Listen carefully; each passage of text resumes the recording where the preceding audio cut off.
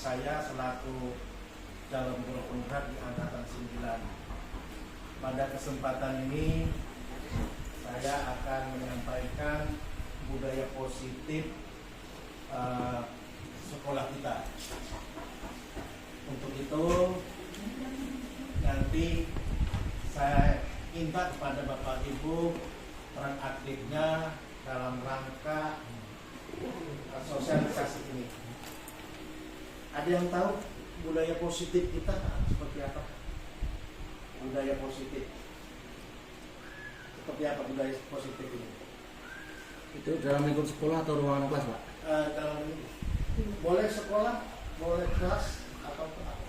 Positif yang pertama, jabat tangan. Jabat tangan boleh. Ucap Ucap salam boleh ya.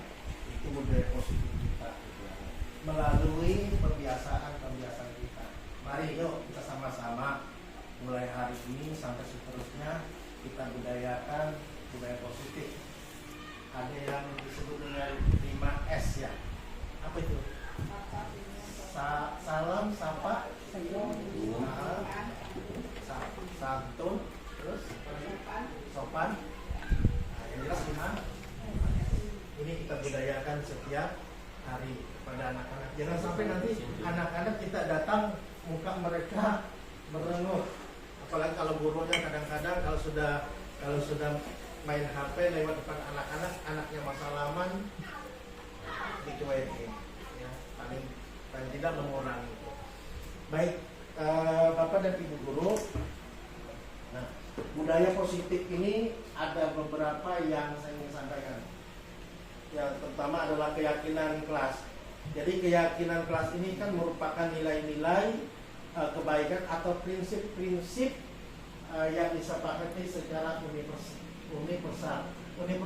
Universal ini adalah secara umum ya. Orang akan lebih semangat atau tergerak untuk melaksanakan kegiatan melaksanakan keyakinan kelas daripada hanya mengikuti aturan. Maksudnya begini, keyakinan kelas ini jadi prinsip ini yang kita buat secara umum di dalam kelas kita. Beda dengan aturan kelas. Aturan kelas ini mengikat. Tapi kalau keyakinan kelas, yuk mari kita anak-anak kira-kira hari ini kita buat keyakinan kelas kita. Kira-kira apa keyakinan kelas? Kira-kira kalau Bapak dan Ibu guru kira-kira mau untuk keyakinan kelas ini apa? Seperti apa contohnya? Contohnya tidak boleh dan boleh. Contohnya apa? Tidak boleh mengobrol saat belajar. Itu kita bisa tanamkan kepada anak. Hari ini kita belajar matematika. Keyakinan kelas kita buat, kita tulis. Tidak boleh ngobrol di dalam kelas atau tidak boleh ngobrol sama teman. Terus tidak boleh menyontek. Apa lagi? Kadang-kadang kan guru kalau sudah di dalam kelas kan kadang-kadang asik main HP nih, tidak tahu anaknya ribut gitu ya. Nah ini boleh juga kita buat keyakinan kelas. Selama pembelajaran tidak dibenarkan bermain HP. Pas anak-anaknya boleh enggak Bapak dan Ibu guru, boleh enggak anak-anak kita membuat keyakinan kelas. Misalkan begini, Bapak Ibu guru dilarang untuk bermain HP. Kira-kira boleh tidak? Boleh keyakinan kita. Boleh kan? Boleh. Nah, dan itu ditulis, ditempel di dinding. Cuma di, Pak. Di dinding supaya nanti ketika mereka melanggar, mereka melihat oh ini keyakinan kelas yang kita buat bersama. Itu modelnya peraturan kelas. Peraturan kelas beda lagi. Peraturan kelas itu mengikat. Misalkan peraturan boleh saja. Peraturan kelas itu seperti rambut tidak boleh gondrong. Ya perempuan dan kalau perempuan boleh gondrong nggak apa-apa. Kan di dalam kelas saja. Ya. Baik. Ini kita sebagai guru adalah posisi kontrol. Kenapa? Tujuan posisi kontrol guru terhadap siswa adalah mencapai posisi manajer. Manajer ini coba kita dalam kelas. Kalau seandainya kita bukan posisi, bukan kepala sekolah saja sebagai manajer, tetapi guru atau wali kelas juga sebagai manajer di dalam kelas. Ya. Terus di mana pada posisi ini siswa dapat menjadi pribadi yang mandiri, terus merdeka dan bertanggung jawab atas segala perilaku dan sikapnya.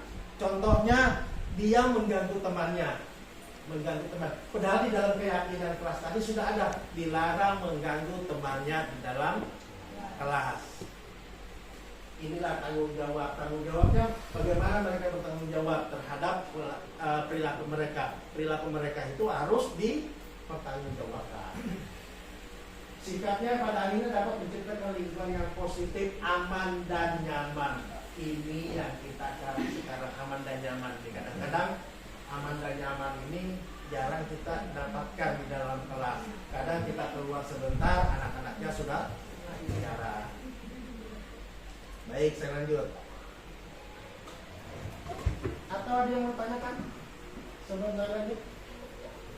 Ini posisi kontrol kita sebagai seorang manajer ya. Manajer itu tidak mesti harus kepala sekolah, tetapi bapak dan ibu guru di dalam kelas itu adalah manajer juga. Ya. Ya. Apakah bisa saya kesimpulan bahwa keyakinan kelas itu peraturan yang sudah melekat tanpa harus ditulis dan menjadi pembiasaan positif bagi mereka? Boleh. Jadi misalkan keyakinan kelas yang kita sepakati di dalam kelas itu boleh saja ditulis ataupun tidak. Tapi lebih bagus ditulis dan itu ditempel di majalah dinding atau di ruang-ruang yang khusus. Maksudnya di dalam kelas itu ada yang space atau tempat-tempat yang bisa ditempel.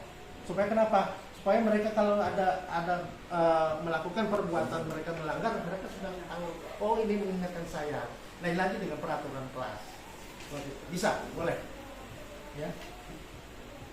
Ini segitiga restitusi. Nanti saya akan jelaskan restitusi itu apa. Di sini kadang-kadang kita guru kadang menghardik, terus menjudge bahwasanya si Ali sukanya begini. Kamu kenapa begini?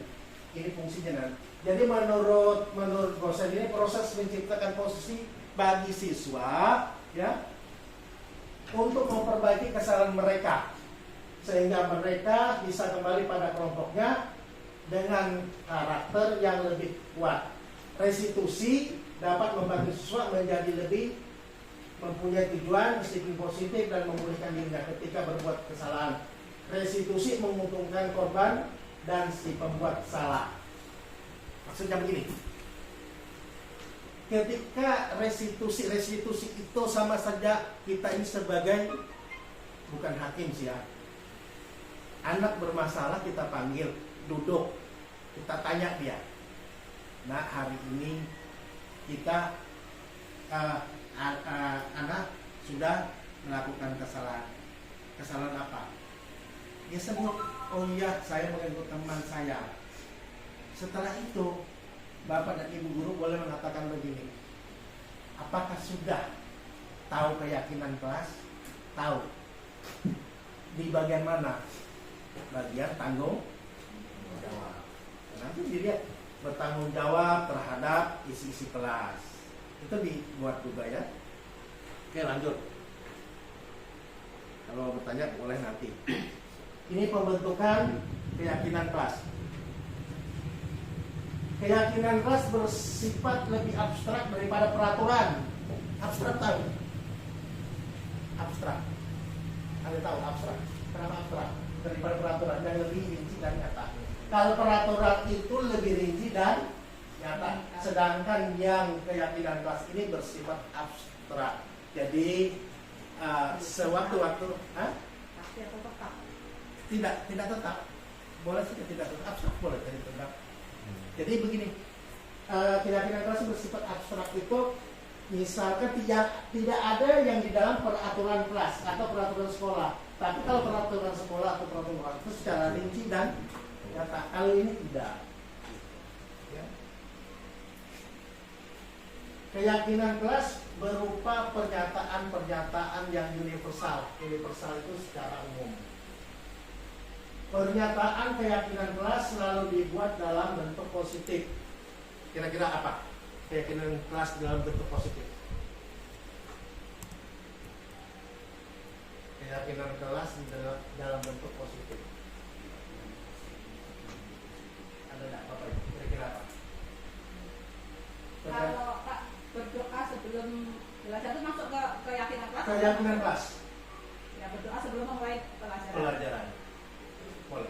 itu bisa di peraturan dan bisa juga di keyakinan kelas.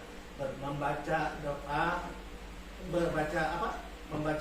sebelum pelajaran atau menghormati bendera sebelum pelajaran. Boleh. Menyanyikan lagu itu nanti menjadi pembiasaan. Mantap. Dari dulu sudah paham. Keyakinan kelas harusnya dibuat tidak terlalu banyak. Enggak seperti peraturan kelas. Peraturan kelas satu sekolah 1 sampai 10. Tapi kalau ini 1 sampai 3, 1 sampai 4 boleh. Misalkan anak-anak menempelkan kertas nih kan, tidak suka mengganggu teman, tidak boleh mengganggu teman, tidak boleh makan di dalam kelas, tidak boleh main HP di dalam kelas. Udah cukup itu aja jadi masalah. Aturan-aturan itu, bukan aturan, keyakinan kelas itu bisa saja diubah. Misalkan sudah kita bikin 3, ya, terus sudah dijalankan, sudah menjadi kebiasaan positif, terus kita ganti lagi Pak, mungkin ada tambahan yang lain. Ya, itu yang kalau yang sudah ada jangan diganti. Boleh ditambah. Boleh ditambah, itu sangat bagus.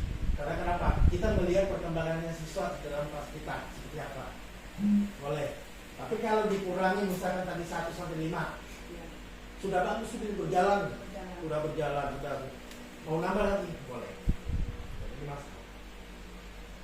Terus keyakinan kelas harus dibuat tidak terlalu banyak. Keyakinan kelas hendaknya sesuatu yang dapat diterapkan dalam lingkungan itu. Tadi sama. Ya, anak-anak belajar tidak boleh sambil makan minum di dalam kelas, tidak boleh mengganggu temannya. Semua anggota kelas hendaknya ikut berkontribusi dalam pembuatan kegiatan dan melalui kegiatan curah pendapat. Diajak semua muridnya, semua siswanya untuk berkontribusi. Ayo nak, kira-kira keyakinan kelas kita kira-kira apa yang tidak dibolehkan di dalam kelas?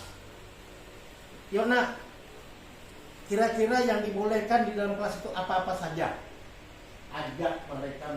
Seperti kemarin saya di kelas 6 itu saya mencoba untuk melakukan membuat keyakinan kelas. Ternyata anak-anak ini lebih ekstrim, ya lebih ekstrim keyakinan kelas mereka. Saya tidak menyangka bahwasanya ada anak-anak yang menulis bahwasanya harus begini, guru harus begini, ya. Baik, saya lanjut. Semua anggota kelas bersedia meninjau kembali keyakinan kelas dari waktu ke waktu. Boleh tadi. Yang bilang Bu Is tadi sudah berjalan, buat baru lagi ke bawah boleh. Jadi semua anggota kelas bersedia meninjau kembali keyakinan kelas dari waktu ke waktu. Jadi tidak mesti untuk hari itu saja. Boleh 1 bulan. Ternyata 1 bulan ini dirasakan ada lagi, boleh buat lagi. Ada perlu tambahan. Boleh. Lanjut lagi. Memberikan kesempatan kepada semua siswa untuk berpendapat tentang peraturan yang perlu disepakati di kelas. Anak-anak itu kadang-kadang dia tidak mau memberikan pendapat. Bagaimana cara Bapak Ibu untuk memberikan mereka supaya berpendapat? Saya pengen tahu ada tidak? Kira-kira bagaimana memberikan kesempatan kepada berpendapat, siswa berpendapat terhadap keyakinan kelas kita? Ada enggak triknya kira-kira yang bisa supaya mereka bisa memberikan pendapat mereka walaupun itu salah? Kira-kira ada tidak caranya? Ada enggak kira-kira caranya untuk kita supaya anak-anak ini bisa berpendapat? Boleh saja kita ngajak mereka bermain dulu, game-game di dalam kelas boleh. Ya. Tapi game-game dalam kelas nanti dan akhirnya bisa mereka memberikan pendapat. Boleh saja Bapak dan Ibu, misalnya kita main game. Baik anak-anak, dari game permainan tadi apa yang anak-anak dapatkan? Ya bu, capek, haus, terus apalagi kira-kira saling membantu, saling menolong, bertanggung jawab. Semua pasti akan keluar. Dan itu saya buktikan kemarin di kelas 6. Ya. Tanpa mereka, saya suruh mereka ini tidak. Mereka akan mengeluarkan pendapat mereka sendiri. Baik, setelah itu menyusun keyakinan kelas sesuai dengan prosedur pembentukan keyakinan kelas. Ubahlah kalimat negatif menjadi kalimat positif. Contoh, jangan berlari di kelas menjadi berjalanlah di kelas. Jangan berlari di kelas, tapi bisa diubah menjadi kalimat positif, berjalanlah di kelas. Ya. Terus meninjau kembali daftar pendapat yang telah dicatat, yang sudah dicatat. Setelah itu kemudian mengajak anak-anak siswa untuk mencari nilai kebajikan, keyakinan yang menjadi inti peraturan tersebut. Contohnya berjalan di kelas, mendengarkan guru dan datang tepat waktu. Bisa dicari bisa disarikan menjadi satu keyakinan, yaitu saling menghormati. Keyakinan ini kemudian dijadikan daftar yang untuk disepakati. Baik, Bapak dan Ibu, saya akan lanjut. Langkah-langkah pembentukan keyakinan kelas berikutnya. Meninjau ulang keyakinan kelas secara bersama-sama. Hendaknya keyakinan kelas tidak terlalu banyak agar mudah untuk diingat. Boleh 7 sampai keyakinan atau 3 sampai 7 prinsip. Ya, boleh, silakan Bapak dan Ibu nanti bisa diterapkan itu. Kira-kira anak-anak ini maunya seperti apa di dalam kelas mereka. Saya kepengennya nanti setelah ini ada follow up, ada hasil yang bisa kita, dan hasilnya itu nanti saya minta untuk dijadikan keyakinan kelas. Oke. Setelah keyakinan kelas selesai dibuat, maka semua anggota kelas dapat meninjau ulang dan menyetujuinya dengan menandatangani guru dan siswa. Dibuat, ditulis di kertas folio, di kertas apa saja terserah. Yang penting sudah masukkan, ditinjau ulang secara bersama-sama, jangan sampai nanti ketinggalan. Kalau yang sama dijadikan satu, misalkan memotong rambut, apabila rambut panjang harus dipotong apabila rambut panjang bagi siswa yang laki-laki. Jangan nanti potong rambut bagi semua siswa, bukan begitu ya. Kalau keyakinan ini kayak kurang lebih peraturan namanya bahasa gitu Pak. Tadi sudah saya sebut. Hitungannya kan Ya. modelnya kurang lebih dengan peraturan kelas ya. Peraturan kelas tadi kan dia mengikat dan Ya, terikat. apa? Hitungannya berkepanjangan. Ya, secara rinci. Rinci. Tapi kalau keyakinan kelas ini boleh saja 3 sampai 7 keyakinan. Misalkan kita buat tadi itu apa? Dilarang keluar tanpa izin dari guru. Boleh. Ya, 12 bilang gitu ya. Peraturan kelas. Tapi keyakinan kelas ini, peraturan kelas itu yang membuat guru. Tetapi kalau keyakinan kelas ini dibuat oleh guru dan siswa, tapi lebih banyak siswa. Ya, sudah itu jelas deh. Keyakinan kelas dapat ditempel di dinding kelas agar mudah untuk dilihat. Yang seperti saya ungkapkan tadi. Nanti kalau sudah ditulis, ditandatangani, tempel. Ada keyakinan kelasnya.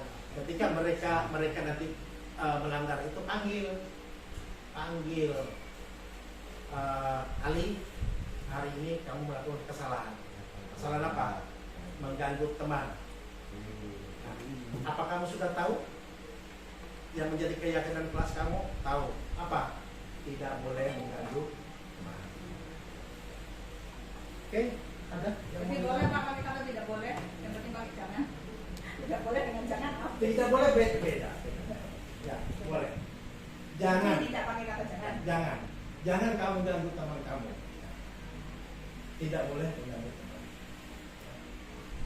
Tapi kalau kita secara spesifik, itu jelas beda. Tapi kalau kita secara logis, oh sama aja gitu. Tapi bahasanya sudah. Bahasanya. Iya. Nah, ini contoh untuk kelas 1. Setiap anggota kelas perlu belajar. Itu ya dalam kelas. Setiap anggota kelas perlu senang. Jangan ada yang cemberut, tidak ada yang mengeluh, dan tidak ada yang tidak senang, harus senang.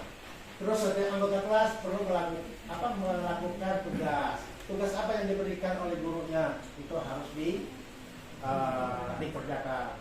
Setiap anggota kelas perlu aman. Kenapa perlu aman? Karena takut diganggu. Takut diganggu temannya. Tidak mungkin guru mengganggu siswa kan? Siswa. Dia yang kita khawatirkan ini antara siswa ke siswa lain.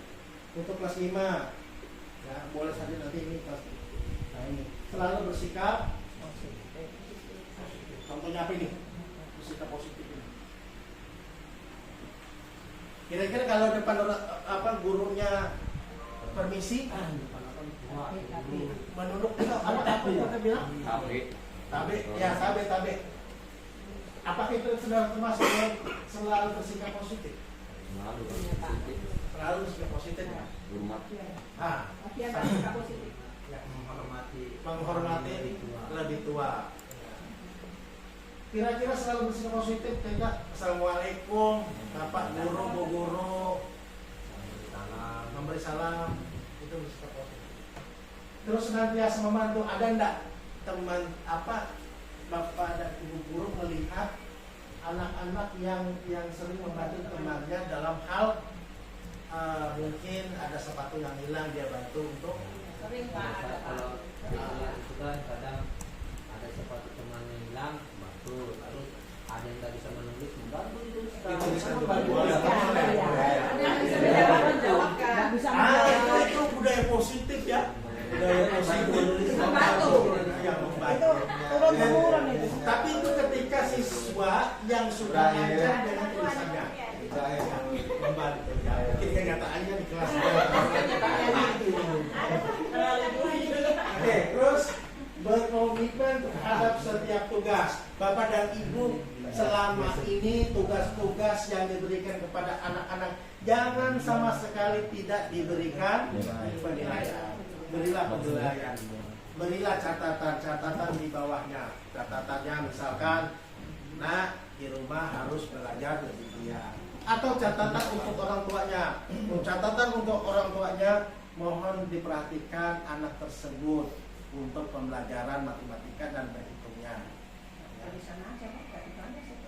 Tidak apa-apa, tidak dibalas. Yang penting orang tuanya sudah membaca bahwasanya anak saya diperhatikan juga toh di sekolah. Ya. Nah, persoalan apabila orang tuanya tidak bisa membaca, ini persoalan besar sebenarnya. Ya. Nggak dibalas tadi karena orang tidak membaca Pak. Ya, tidak Karena ada di membaca. luar. Ya, baik. Ada buahnya lagi sebenarnya. Ya. Senantiasa menjadi diri terbaik. Ya. Jadi diri terbaik. Baik. Saya lanjut lagi. Nah ini. Nah, ini tidak ada. Nah, dalam penerapan keyakinan kelas, jika terjadi pelanggaran tentu akan ada sanksi atau hukuman, atau namanya restitusi. Hukuman merupakan identitas gagal dan disiplin merupakan identitas yang berhasil. Lebih jelasnya dapat membaca tabel berikut. Contoh, identitas gagal. Terus hukuman. Sesuatu yang menyakitkan harus terjadi. Sanksinya apa? Konsekuensinya? Sesuatu harus terjadi. Disiplin, restitusinya, bagaimana restitusi itu, bagaimana kita menghadapinya. Restitusi merupakan pilihannya. Bapak dan Ibu guru, ketika anak bermasalah, panggil. Jangan dihakimi sendiri dan jangan dipermalukan di depan temannya. Terus tindakan nyaman untuk murid atau anak untuk jangka panjang. Identitas berhasilnya adalah tidak nyaman untuk murid karena jangka waktu pendek. Itu sanksinya ketika direstitusi menguatkan untuk murid atau anak dalam jangka panjang. Hukuman atau identitas gagal, korban mendapat keadilan terus sanksinya korban bisa diabaikan, ya, terus institusinya korban mendapat ganti. Murid atau anak akan tersakiti, murid atau anak dibuat tidak nyaman. Setelah itu institusinya murid mendapatkan penguatan. Baik, lanjut dulu ya. Nanti kalau ada pertanyaan nanti silakan Bapak dan Ibu tanya. Ini yang selanjutnya motivasi berbuat, guru berbuat, identitas jaga, perilaku kontrol negatif, penghukum, menghardik, menunjuk-nunjuk, menyakiti, menyindir. Menghardik, menunjuk-nunjuk, menyakiti, menyindir. Pernah enggak ini kira-kira? Ya. Semua Menunjuk pernah Pak, maju. Kamu maju kan menunjuk Pak kami. Menghardik aja pasti pernah. Kepada siswa.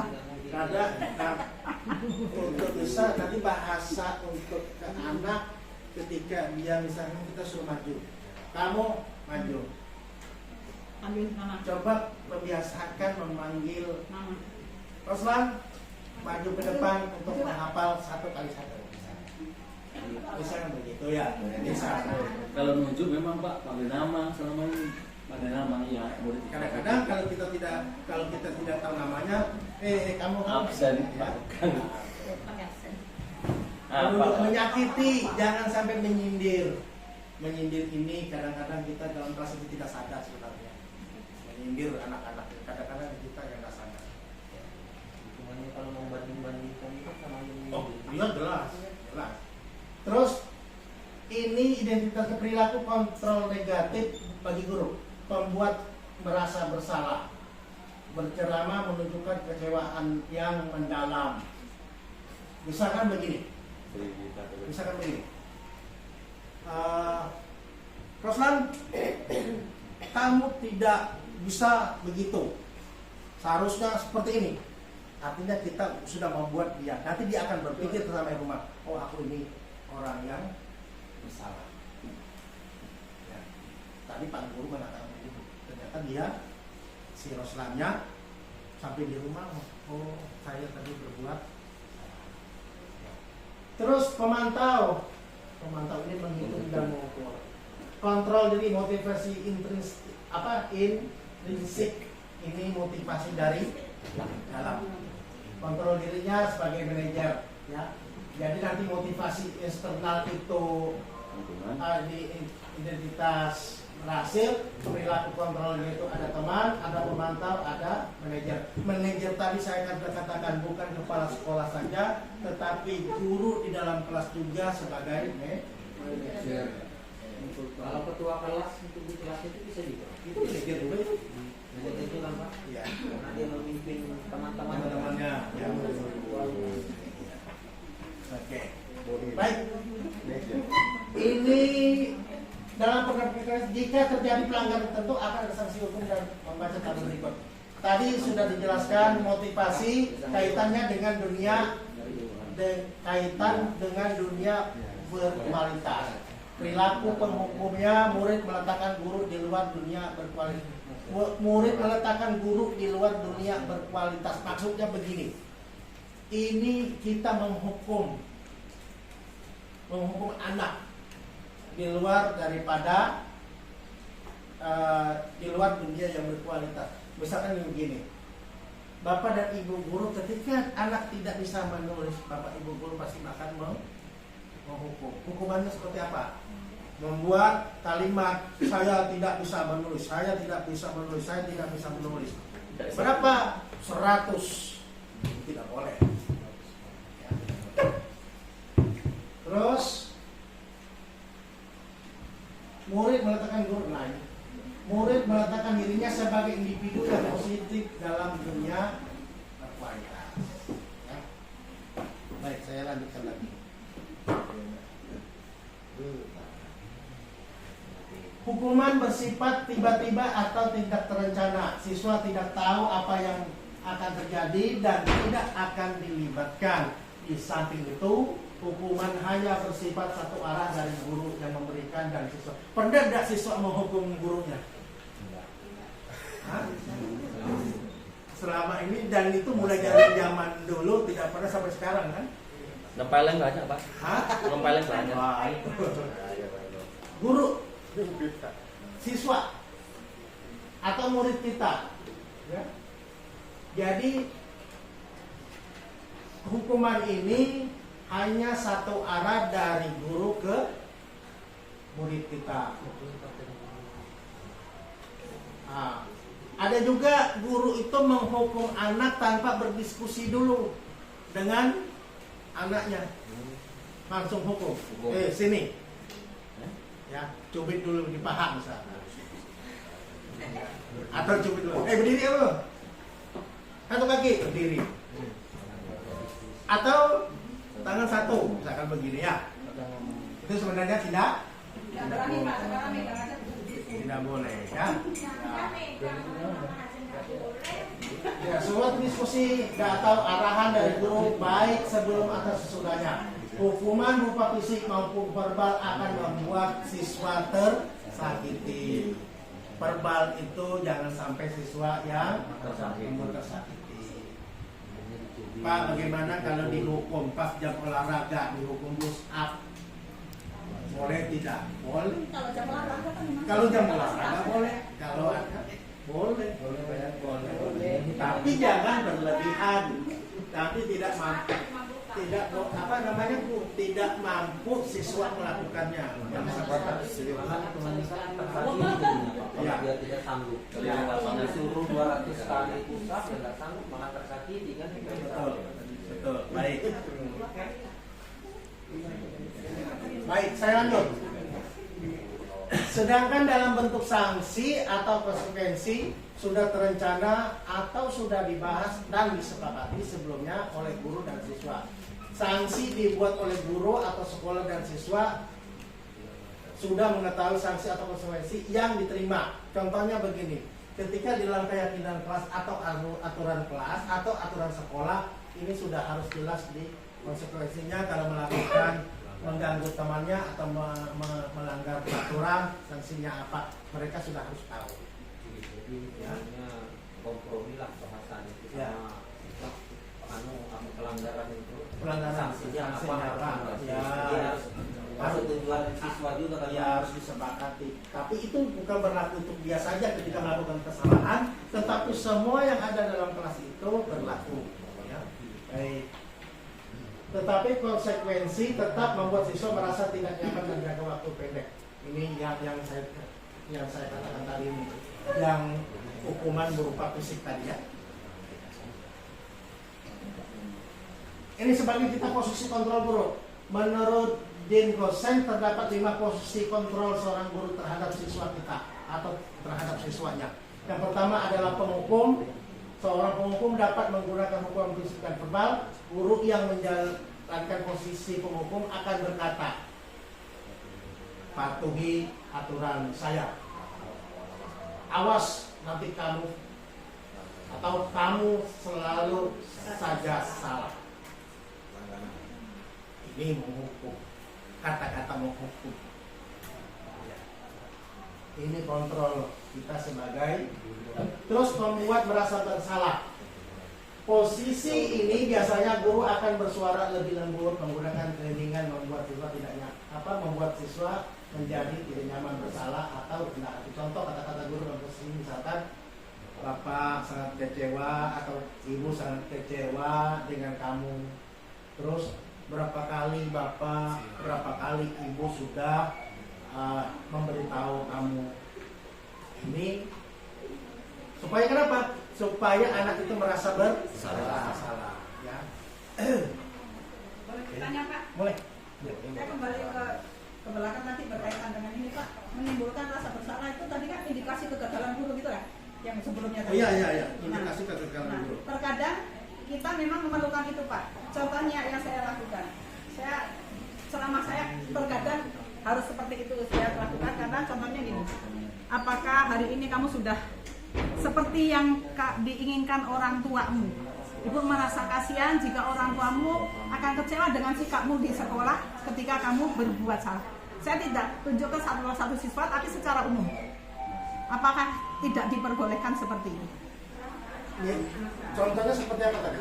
Menimbulkan rasa bersalah itu kadang diperlukan untuk menyadarkan siswa. Nah, saya ucapkan seperti itu Pak. Apakah kamu sudah sesuai yang ayah ibumu inginkan? Karena tujuan kalian ke sini adalah belajar. Sementara yang kalian lakukan di sini hanya bermain-main dan tidak serius dalam belajar. Sepanjang itu sudah dibuat keyakinan kelas atau tidak? Sepanjang itu tidak dibuat keyakinan kelas, maka itu harus dimasukkan dulu ke dalam keyakinan kelas. Ketika sudah disepakati berarti tidak masalah. Betul. Itu harus begitu. Jangan nanti kita membuat keyakinan kelas di luar kontrol kita, susah. Ya. Bagus Bu pertanyaannya. Lanjut. 3. Teman. Dalam posisi ini guru tidak akan menyakiti murid, tetapi akan berusaha mengontrol siswa, selalu persuasif. Posisi ini dapat berdampak positif dan negatif. Positif berupa hubungan yang baik antara guru dan siswa. Contohnya, ayo bantulah demi ibu, ayo bantulah demi bapak, ya. Terus, ayo ingat, tidak semua bantuan ibu selama ini. Hal negatif dari posisi teman adalah bila guru tidak membantu siswa, maka siswa akan kecewa dan berkata, saya pikir bapak, ya, saya pikir bapak adalah teman saya. Murid menjadi tidak mau lagi berusaha. Siswa hanya mau bertindak untuk guru tertentu, tidak untuk guru lain, dan siswa akan tergantung pada guru tersebut. Ini sebagai teman, posisi sebagai teman. Ada Terkadang kalau guru jadi teman di sini malah nunjuk. Terima kasih Pak.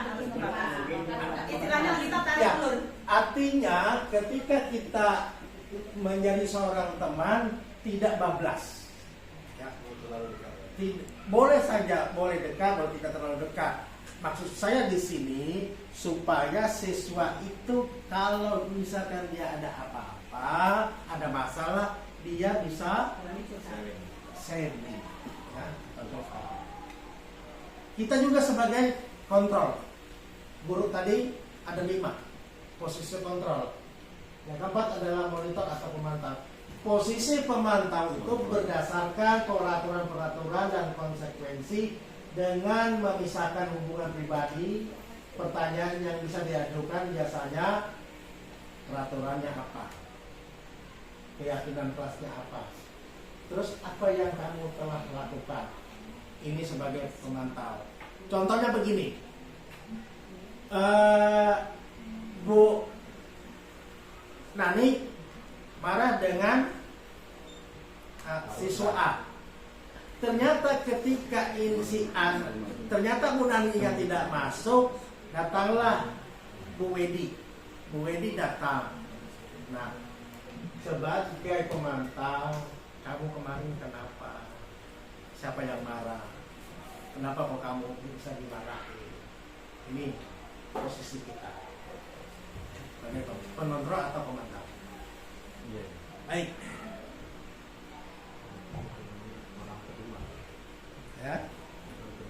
Ya. 5. Manajer merupakan posisi mentor di mana guru berbuat bersama dengan murid, mengajak siswa mempertanggungjawabkan perilakunya, mendukung siswa menemukan solusi, murid diajak menganalisis kebutuhan dirinya dan kebutuhan orang lain. Yang terpenting adalah kolaborasi dengan siswa. Kata-kata seorang manajer yaitu, nah ini seorang manajer di kelas, guru, wali kelas, guru kelas. Apa yang kita yakini? Maksudnya itu keyakinan kelas. Apa yang kamu yakini? Saya yakini adalah tanggung jawab. Apa kamu yakini? Tanggung jawab. Terus jika kamu meyakininya, apa kamu bersedia? Bersedia apa? Bersedia memperbaikinya. Contohnya Keyakinan apa yang kamu pilih? Keyakinan saya tidak mengganggu teman. Di kamu seorang pengontrol, kita sebagai manajer mengatakan bahwasanya jika kamu yang ini, apa kamu bersedia untuk memperbaikinya? Bersedia kan? Apa rencanamu untuk memperbaikinya? Saya tidak akan berbuat dan mengulang lagi. Memang berat kalau kita supaya kelas kita itu bisa aman, nyaman ya. Kadang anak-anak lain saja kita dari jauh sudah teriak-teriak manggil.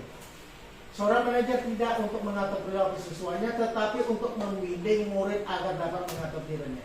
Jadi 5 tujuan posisi kontrol guru terhadap siswa adalah mencapai posisi manajer, di mana pada posisi ini siswa dapat menjadi pribadi yang mandiri, merdeka dan bertanggung jawab atas segala perilaku dan sikapnya, yang pada akhirnya dapat menciptakan lingkungan yang positif, aman dan nyaman. Baik Bapak dan Ibu, saya lanjut. Ini tadi yang saya maksud tadi segitiga restitusi. Ini. Iya, S-nya lupa ya. Restitusi. Itu restitusi. Ya, segitiga restitusi. Yang pertama yaitu proses menciptakan kondisi bagi murid untuk memperbaiki kesalahannya mereka sehingga mereka bisa kembali kepada kelompok mereka. Ini segitiga restitusi itu ada segitiganya nanti. Ya. Terus restitusi juga adalah proses kolaboratif yang mengajarkan murid untuk mencari solusi atas masalah yang tiada. Apa sih kolaboratif ini? Apa? Kolaborasi? Saling berkomunikasi dalam memecahkan masalah. Iya, kolaboratif, saling membantu. Misalkan saya berkolaborasi dengan beberapa teman seperti ini, ya, kerjasama. Ya. Apa yang mereka inginkan dan bagaimana mereka harus memperlakukan orang lain. Selanjutnya, proses membantu murid menjadi lebih baik, memiliki tujuan disiplin positif dan memulihkan dirinya setelah berbuat salah. Ya, ini memulihkan dia berbuat salah. Kalau misalkan anak tadi berbuat salah, misalnya mengganggu temannya, bagaimana segitiga restitusi ini akan berjalan? Nanti saya akan perlihatkan. Nah, ini restitusi bukan menebus kesalahan, tetapi untuk belajar dari kesalahan. Terus restitusi juga untuk memperbaiki hubungan. Restitusi juga adalah tawaran, bukan paksaan. Ya. Restitusi menuntun untuk melihat ke dalam diri. Restitusi mencari kebutuhan dasar yang mendasari tindakan. Terus restitusi diri adalah cara yang terbaik untuk seorang. Tadi ada 5 posisi kontrol tadi. Ya. Restitusi fokus pada karakter bukan tindakan. Restitusi menguatkan. Restitusi mengembalikan siswa yang berbuat salah pada kelompoknya. Nah ini Bapak dan Ibu, lihat letaknya. Ini menstabilkan identitas. Ini validasi yang salah, menanyakan keyakinan. Menstabilkan, kamu tentunya punya alasan mengapa kamu melakukan itu. Ditanyakan, kamu tahu ada alasan kamu kenapa kamu melakukan mengganggu teman kamu? Iya Pak, dia memang nakal. Iya Pak, dia suka mengganggu saya. Ini punya alasan. Terus keyakinan kelas apa yang kita sepakati? Kira-kira apa ini? Kira-kira kamu tentunya punya alasan mengapa kamu melakukan itu. Contohnya mengganggu teman. Kira-kira keyakinan kelas yang telah kita sepakati apa? Tidak akan mengganggu teman. Tidak? Mengganggu teman. Tidak mengganggu teman. Terus apa lagi?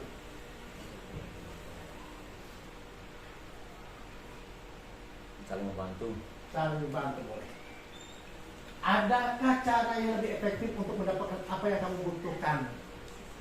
Contohnya siswa tadi bukan nakal. Siswa tadi mengganggu temannya. adakah cara lebih efektif untuk mendapatkan apa yang dia butuhkan? Kamu ingin menjadi orang seperti apa? Termasuk cita-cita gimana? Hah? Cita-cita. Cita-cita. Cita-cita. Kamu ingin menjadi apa? Saya menjadi polisi. Saya ingin menjadi Pak Kades. Saya ingin menjadi ketua RT. Apa yang harus saya Kenapa? ada kenapa saya tanyakan Pak di bawah saya Pak? Apa cita-cita kalian? Saya polisi. Ya ternyata yang satu nyebut saya nanti malingnya. Dan itu tidak boleh dimasukkan dalam keyakinan. Baik, lanjut. Setiap orang pasti pernah melakukan kesalahan. Contohnya begini. Misalkan gini. Indra, saya, ya ini sebagai guru ya. Indra, apa yang kamu lakukan itu pernah juga Bapak lakukan dulu. Bapak juga pernah nakal seperti kamu. Nah, ini setiap orang pasti pernah melakukan kesalahan. Katakan, oh iya, saya dulu pernah juga melakukan seperti itu. Ya. Terus kamu buat satu-satunya yang pernah melakukan ini. Bukan kamu saja yang membuat kesalahan itu. Bukan dia saja. Bukan satu-satunya dia yang membuat salah. Semua pernah melakukan hal yang sama. Ini validasi. Kalau segitiga restitusi itu ada menstabilkan diri, ada validasi tindakan salah yang tadi menanyakan keyakinan yang ini.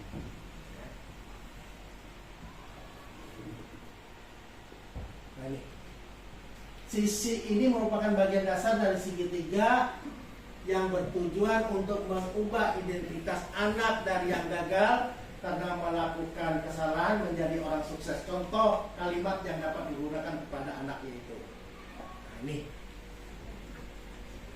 Nah, berbuat salah itu tidak apa-apa, wajar. Nah, terus tidak ada manusia yang sempurna, kita bisa menyelesaikannya. Terus apa lagi? Bapak tidak tertarik untuk mencari siapa yang salah, atau ibu tidak tertarik untuk mencari siapa salah, tapi bapak atau ibu ingin mencari solusi dari permasalahan ini. Kira-kira ini contohnya apa Bapak dan Ibu? Tidak tertarik untuk mencari siapa yang salah. Ketika anak berkelahi, ya, tapi tidak memperkeruh suasana. Jangan ada masalah dicari masalah. Ada masalah tanpa masalah. Itu terserah itu. Itu pasti akan lunas. Lanjut. Ketika anak fokus pada kesalahan, maka akan sulit melakukan restitusi. Hal ini karena apa? Karena rasa bersalah menguras energi. Jelas anak itu kalau sudah merasa bersalah, kita panggil, dia akan menguras. Menangis, ya. Takut, gemetar, ya. Bisa terkencing-kencing juga. Tidak mau masuk lagi. Karena membela diri dengan cara berbohong. Berbagai metode. Bahkan dia bisa membohongi dirinya sendiri. Bahkan di rumah kalau sudah di sekolah begini, di rumahnya juga bisa berbohong. Dari sini A, di sana bisa Z. Ya. Kalau peribahasa itu titik omongan bisa lebih, titik uang bisa kurang. Nah, itu aja sudah tahu. Ya. Rasa bersalah arti identitas gagal. Rasa bersalah membuat kita terperangkap pada masa lalu yang sudah tidak bisa diubah lagi. Bapak dan ibu guru pernah merasa bersalah dan itu sudah tidak bisa diubah karena ini sudah di masa lalu. Pernah tidak merasa bersalah? Contohnya dengan gurunya di sekolah. Pernah? Jelas. Ini sampai biru Pak. Itu waktu SPG. Ya. Nah ini sisi validasi tindakan yang salah. Restitusi tidak menyarankan guru berbicara kepada siswa bahwa melanggar peraturan adalah sikap yang baik. Tetapi dalam restitusi harus memahami alasannya, ya, dan memahami bahwa setiap orang pasti melakukannya yang terbaik pada waktu tertentu. Untuk itu perlu dilakukan validasi terhadap kebutuhan siswa dengan contoh kalimat sebagai berikut. Contohnya begitu. Padahal kamu sudah bisa melakukan yang lebih buruk dari ini ya. Bisa. Apa? Misalkan dia sudah bisa coret-coret temannya, apa coret buku temannya, dia bisa lebih daripada itu. Apa? Mencuri buku temannya, merobek buku temannya. Boleh. Ya. Kamu pasti punya alasan mengapa kamu melakukan ini. Ayo. Ya. Dia merobek juga. Kenapa? Dia mengolok bapak saya biasanya gitu. Ya. Kalau tadi kalau merobek, saya merobek nih, anak merobek. Terus kenapa pasti kamu punya alasan kenapa kamu merobek? Tapi saya nggak bisa terus. Dia mengalami saya terus. Terus dia merobek, dia menyimpan pensil saya, dia membuang pulpen saya. Kamu boleh mempertahankan sikap itu, tetapi kamu harus menambahkan sikap baru. Contohnya apa? Meminta maaf. Ya. Oke, ada yang tidak pernah minta maaf? Saya ketika dulu pernah melakukan restitusi, segitiga restitusi. Ketika anak bermasalah, ketika anak bersalah, saya tidak segan-segan saya panggil ke kantor berdua, dan ketika itu salah atau tidak salah saya tetap meminta maaf kepada anak tersebut. Nah, saya minta maaf, Bapak minta maaf karena Bapak sudah keras, Bapak sudah ngomongnya tidak enak. Mohon maaf ya. Jangan sekali-kali Bapak dan Ibu tidak minta maaf. Ini akan menyakiti seumur hidup, dia akan ingat. Baik. Setelah melalui angka 1 dan 2 di atas, maka anak telah siap untuk dihubungkan dengan nilai-nilai yang dipercaya dan berpindah menjadi orang yang diinginkan. Contoh pertanyaan yang dapat digunakan yaitu apa yang kita percaya sebagai kelas atau keluarga? Apa nilai-nilai umum yang kita sepakati? Kamu menjadi orang yang seperti apa? Ya. Baik, terima kasih. Sampai di sini saya buka pertanyaan. Kalau ada pertanyaan silakan. Kalau tidak ada nanti saya akan tutup. Tidak ada? Oke. Saya Pak, Ya. tapi mengandung usulan atau pendapat. Ini Pak yang sudah kita bahas dari tadi berkaitan dengan keyakinan kelas, semuanya mengajak ke guru ke siswa dan guru sesama guru juga menjadi lebih baik Pak. Dan berkaitan dengan hal ini, situasi di sekolah kita Pak itu berkaitan dengan maraknya bullying yang sedang di mana-mana itu kita dengar terjadi di mana-mana Pak. Rata-rata di sekolah kita ini anak-anak itu belum paham bagian mana itu termasuk bully, bagian mana yang bukan. Tapi bukan berarti kita tidak pernah memberitahu atau mengingatkan mereka dengan hal-hal yang berbau bullying itu tadi Pak. Saya mengusulkan Pak, mungkin sekolah kita ini memerlukan sumber-sumber tertentu yang kompeten, yang berkecimpung di bidangnya, yang anti bullying itu untuk menjadi narasumber, memberikan materi kepada anak-anak kita supaya mereka mungkin dengan hal baru mereka akan lebih bisa menerima dan lebih memahami bagian-bagian mana yang termasuk dari bullying dan mana yang bukan. Mungkin itu aja Pak pendapat saya untuk Bapak tanggapi. Baik, terima kasih. Nanti akan kita mantapkan dan kita koordinasikan kepada yang nantinya bisa memberikan pencerahan kepada siswa-siswa kita. Baik, terima kasih Bapak dan Ibu Guru. Kegiatan saya pada hari ini dispensasi budaya positif. Insya Allah mudah-mudahan hal ini bisa kita terapkan di ruang kelas kita, di sekolah kita, ya. Dan mudah-mudahan apa yang kita inginkan nanti tercapai. Dan mudah-mudahan Bapak dan Ibu guru juga bisa menerapkan budaya positif ini bukan untuk hari ini saja, tetapi budaya positif ini tolong dilakukan sampai anak-anak nanti bisa berguna bagi mereka. Amin. Begitu, terima kasih atas perhatian Bapak dan Ibu. Saya akhiri, selamat siang. Assalamualaikum warahmatullahi wabarakatuh. Waalaikumsalam warahmatullahi wabarakatuh. Baik, assalamualaikum warahmatullahi wabarakatuh.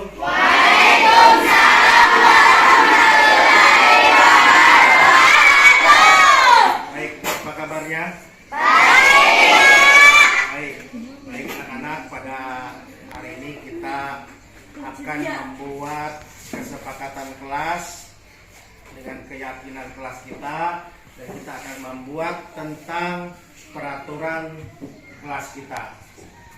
Apakah anak-anak sudah siap? Siap. Sebelum kita mulai, mari kita coba bisa tepuk semangat. Coba kita tepuk semangat ya. Ya. Tepuk semangat.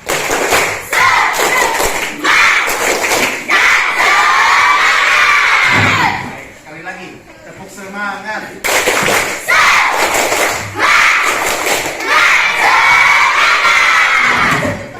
Nanti Bapak akan membagikan beberapa lembar kertas kepada anak-anak, ya.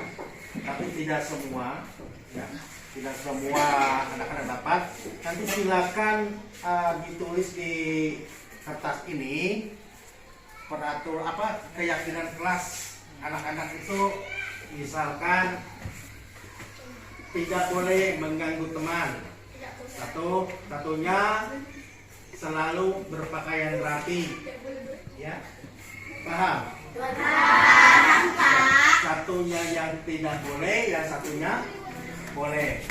Ya, maksudnya di dalam kelas tidak boleh makan atau tidak boleh minum. Ya, nanti saya akan bagikan. Silakan nanti ditulis, ya.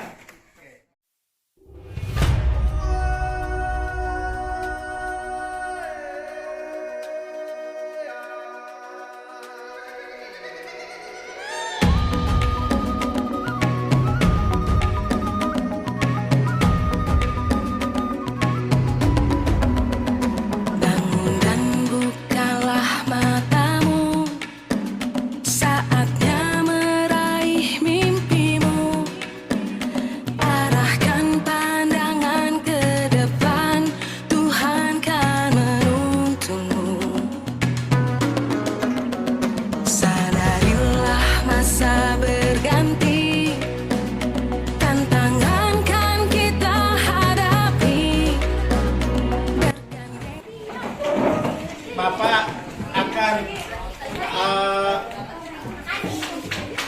membaca beberapa ini kan aturan atau keyakinan kelas yang harus ditaati.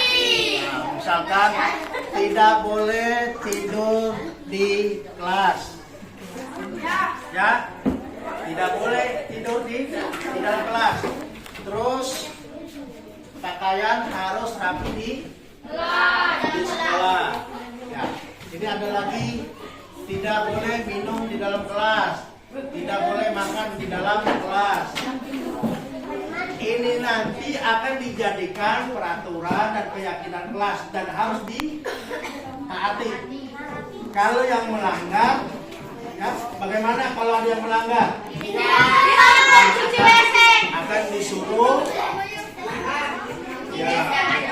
Terus ini ada lagi. Nah, ini benar ini benar. Tidak boleh buang sampah sembarangan. Ya. Terus tidak boleh minum dalam kelas, sama tidak boleh ribut. Nah, ini. Ya, yang nulis ini harus mempertanggungjawabkannya. Tidak boleh ribut. Terus tidak boleh rambut panjang, ya, bagi laki-laki. Nah. Terus membuli. Membuli. Apa ini membuli? Mengganggu teman. Mengganggu teman, mengolok teman. Memukul teman. Memukul teman.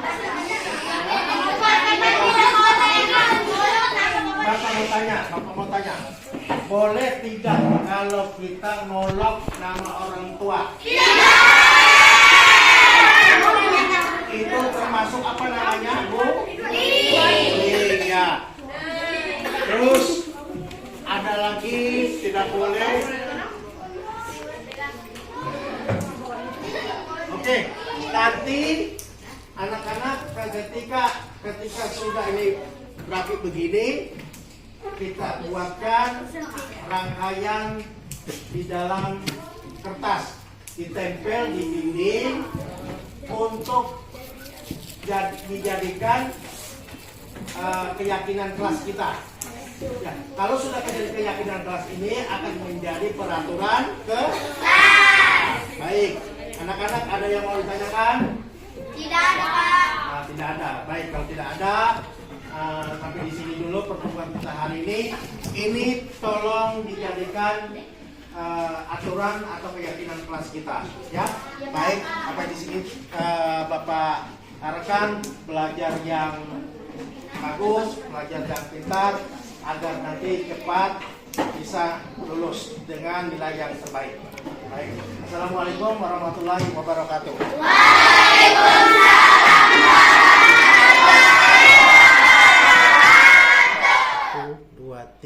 Assalamualaikum warahmatullahi wabarakatuh. Saya Zaki Sabtogani senang sekali melakukan praktik pembuatan keyakinan kelas sehingga menjadi peraturan kelas untuk kami laksanakan bersama teman-teman di dalam kelas. Terima kasih Bapak Saparudin. Sukses selalu. Wassalamualaikum warahmatullahi wabarakatuh. Assalamualaikum warahmatullahi wabarakatuh. Nama saya Naila Zahra, senang sekali melakukan praktik pembuatan keyakinan kelas sehingga menjadi peraturan kelas untuk kami laksanakan bersama teman-teman di dalam kelas. Terima kasih Bapak Saparudin, sukses selalu. Waalaikumsalam